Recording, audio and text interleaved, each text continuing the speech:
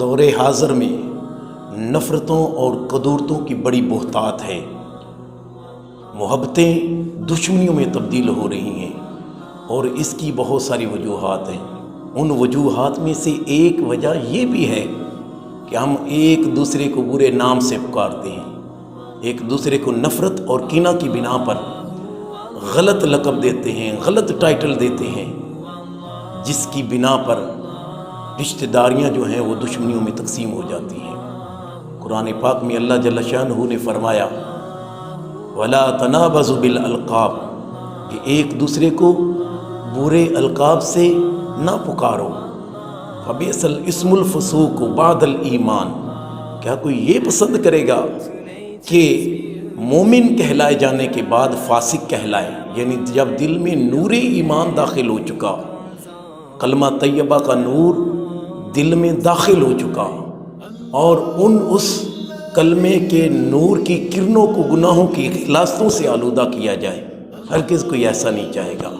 وَمَن لَّمْ يَتُبْ فَأُولَٰئِكَ هُمُ الظَّالِمُونَ کہا کہ جو اس پر توبہ نہ کرے وہ ظالموں میں سے ہے۔ اب دیکھیں کہ ہماری زبان سے جملے ادا ہوئے کسی کے لیے، کسی کو برے لقب سے نواز دیا، کہہ دیا، تو رزلٹ کیا بنا کہ ہم فاسقوں میں بھی مارا شمار ہونے لگا، ظالموں میں بھی شمار ہونے لگا۔ تو یہ زبان کو اگر ہم کنٹرول کر لیتے تو فاسق اور ظالم بننے سے محفوظ رہتے۔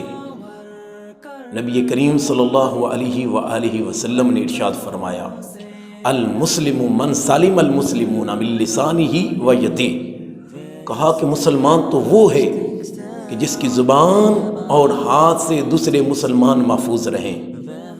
ہمارا معاملہ کہاں پہنچا کہ ہم دوسرے بھائیوں کے لیے ذلت کا سبب بن رہے ہیں، تکلیف کا سبب بن رہے ہیں۔